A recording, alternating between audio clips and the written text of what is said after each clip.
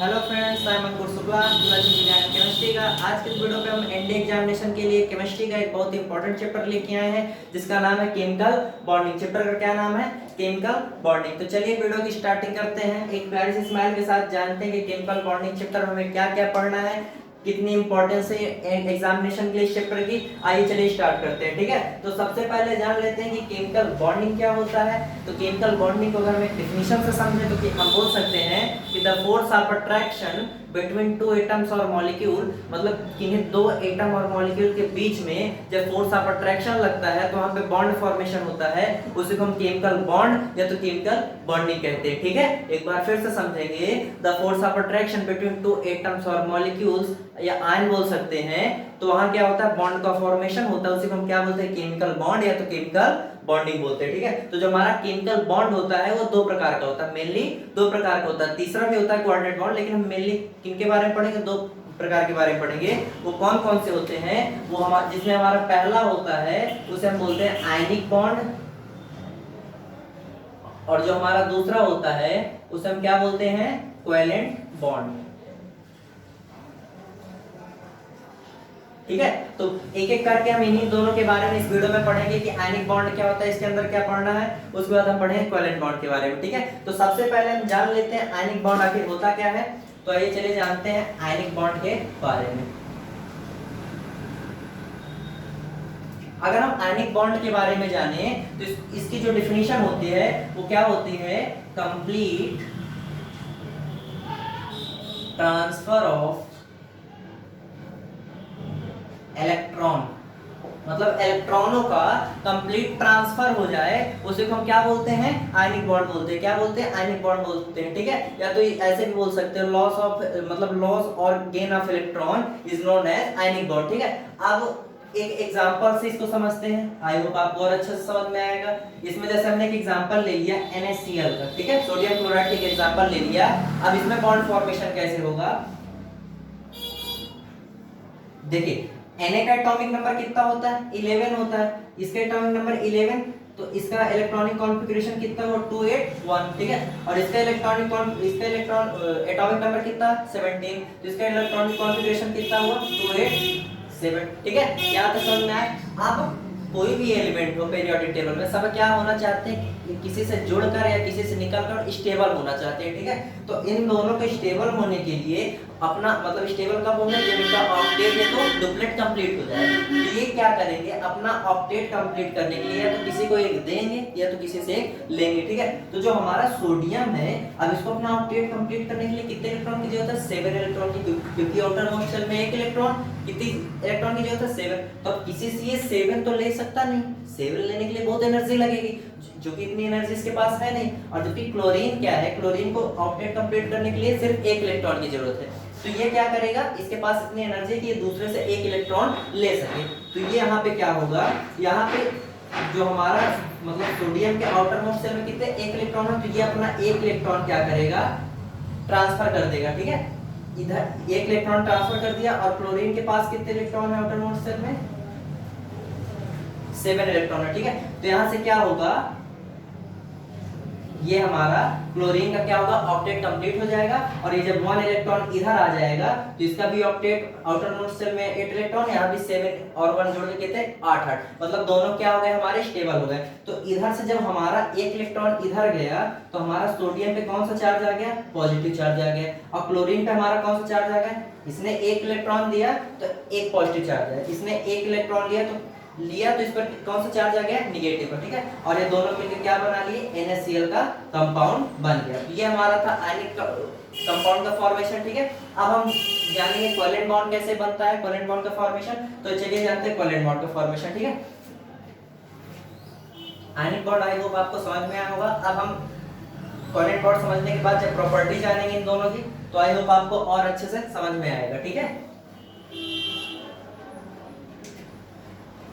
तो जो अब हमारा जो कोवेलेंट बॉन्ड होता है, आयनिक बॉन्ड में क्या हो रहा था? इलेक्ट्रॉनों को कंप्लीट ट्रांसफर हो रहा था। भैया तुमको कमी है, हमारे पास इतनी ज्यादा कमी कि हम तुम दे भी दोगे तब भी हमारा पूरा नहीं होगा, तो हम क्या करते हैं कि हमने तुमको दे दिया, तुम्हारा ही पूरा हो जाए, हमारा भी तुमको देखने से हमारा भी क्या होगा, हम भी स्टेबल हो जाएंगे। तो आयनिक बॉन्ड में हो रहा था, आयनिक बॉन्ड के केस में। लेकिन कोवेलेंट बॉन्ड के केस में क्या होता है भैया, जितना हम लगा रहे हैं उतना तुम भी लगाओ। मतलब क्या होता है, म्यूचुअल शेयरिंग होती है। अगर इसको हम समझे, म्यूचुअल शेयरिंग ऑफ इलेक्ट्रॉन, मतलब इलेक्ट्रॉनों को क्या होता है, म्यूचुअल शेयरिंग होता है। हमने एक लगाया तो एक तुम भी लगाओ। स्टेबल दोनों को होना है लेकिन लगाना दोनों को बराबर है, ठीक है। तो यहाँ एक एग्जांपल से अगर इसको हम समझें, जैसे हमने ले लिया HCl, ठीक है, HCl ले लिया। अगर हम HCl का बॉन्ड बनाएं तो H हाइड्रोजन, हाइड्रोजन का एटॉमिक नंबर 1, इसका इलेक्ट्रॉनिक कॉन्फ़िगरेशन 1 ही होगा, मतलब इसके पास कितने इलेक्ट्रॉन है, 1 इलेक्ट्रॉन। क्लोरीन का भी हमने जाना, क्लोरीन के पास आउटर मोस्ट शेल में कितने इलेक्ट्रॉन है, 7। इसने क्या किया, अब हाइड्रोजन तो अपना ऑक्टेट कंप्लीट कर नहीं सकता, तो हाइड्रोजन क्या करेगा, अपना डुप्लेट कंप्लीट करेगा, और क्लोरीन अपना क्या करेगा, ऑक्टेट कंप्लीट करेगा।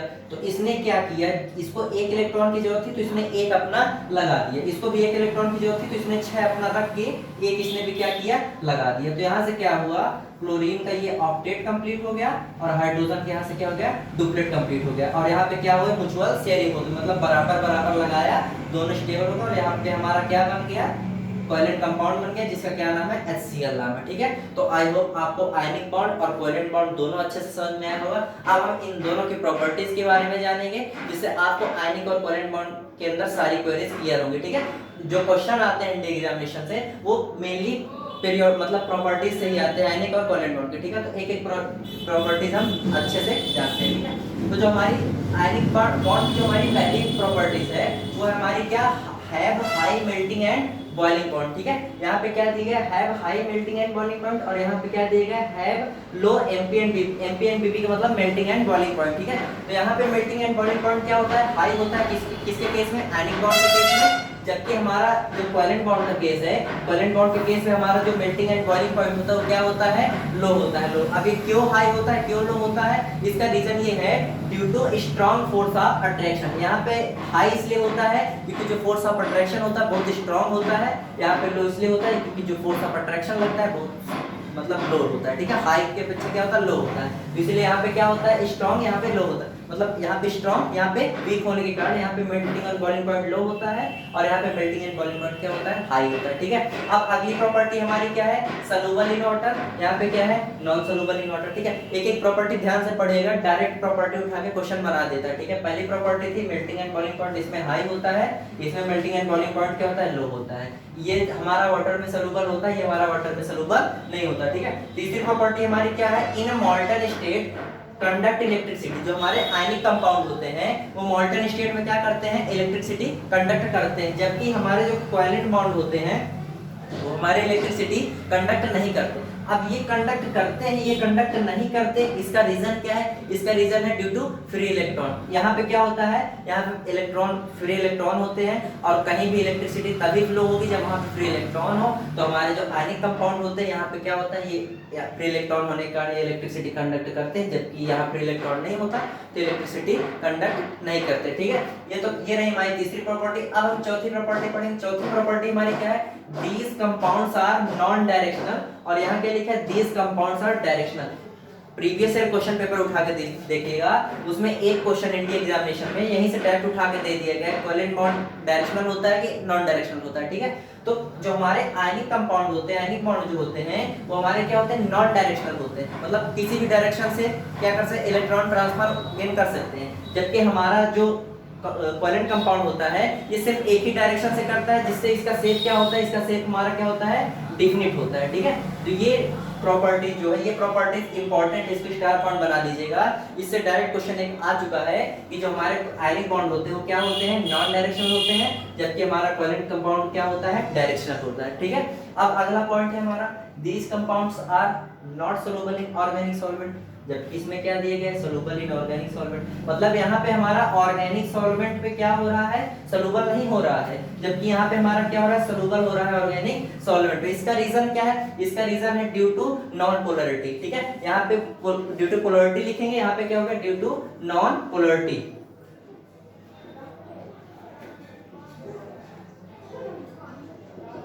क्योंकि जो हमारे ऑर्गेनिक सॉल्वेंट होते हैं वो नॉन पोलर इन नेचर होते हैं, ठीक है। इसलिए जो हमारे आयनिक कंपाउंड होते हैं वो ऑर्गेनिक सॉल्वेंट में सोलुबल नहीं होते, जबकि यहाँ पे हमारा क्या होता है, जो हमारे कोवैलेंट कंपाउंड होते हैं वो हमारे क्या होते हैं, पूरी तरह से सोलुबल होते हैं। कहाँ सोलुबल होते हैं, ऑर्गेनिक सॉल्वेंट में, ठीक है। तो ये रहा हमारी प्रॉपर्टी, एक और प्रॉपर्टी। अब अगली प्रॉपर्टी हम जानते हैं, जो हमारी अगली प्रॉपर्टी वो क्या है, both ions are attached by electrostatic force, ठीक है। और यहाँ पे क्या दिया गया है, both ions are attached by van der Waals forces, ठीक है।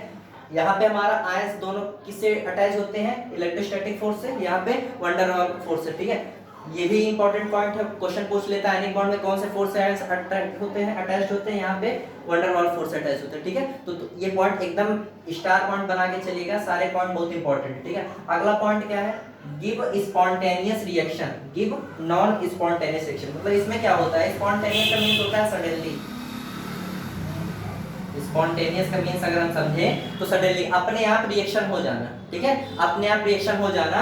और यहाँ पे किसको क्या बोलते हैं, नॉन स्पॉन्टेनियस, मतलब यहाँ पे अपने आप रिएक्शन नहीं होती, कुछ ना कुछ लगाना या निकालना पड़ता है, ठीक है। अब अगला हमारा जो पॉइंट है, these compounds are exist in solid form। जो हमारे आयनिक कंपाउंड होते हैं वो हमारे किस फॉर्म में एग्जिस्ट होते हैं, सॉलिड फॉर्म में एग्जिस्ट होते हैं, ठीक है। हमारे आयनिक कंपाउंड जो होते हैं वो किस फॉर्म में एग्जिस्ट होते हैं, सॉलिड फॉर्म। एग्जिट नहीं, हाँ एग्जिस्ट, एग्जिट और एग्जिस्ट में बहुत बड़ा अंतर, ठीक है। जो हमारे आयनिक होते हैं वो सॉलिड होते हैं, जबकि हमारे जो कोवैलेंट होते हैं वो हमारे में भी सॉलिड भी होते हैं, लिक्विड भी हो सकते हैं और गैस फॉर्म में भी हो सकते हैं, ठीक है। तो ये पॉइंट आई होप आपको समझ में आया होगा। ये क्या आपको सारे पॉइंट समझ में आए होंगे। एक बार फिर से स्टार्टिंग से समझ लेते हैं। इनका मेल्टिंग पॉइंट हाई होता है, मेल्टिंग बॉइलिंग पॉइंट हाई होता है, इनका लो होता है। क्यों होता है, स्टर्न फोर्स ऑफ अट्रैक्शन के कारण। ये वाटर में सॉल्युबल होते हैं, ये नहीं होते। तीसरा पॉइंट था, ये इलेक्ट्रिसिटी कंडक्ट करते हैं, ये इलेक्ट्रिसिटी कंडक्ट नहीं करते। चौथा पॉइंट था हमारा, this compounds are non directional, ये और इसमें था कंपाउंड्स आर डायरेक्शनल, ठीक है। अगला पॉइंट था, this compounds are not soluble in organic solvent, जबकि ये कोवैलेंट कंपाउंड क्या थे, ऑर्गेनिक सॉल्वेंट में सोलुबल होते थे।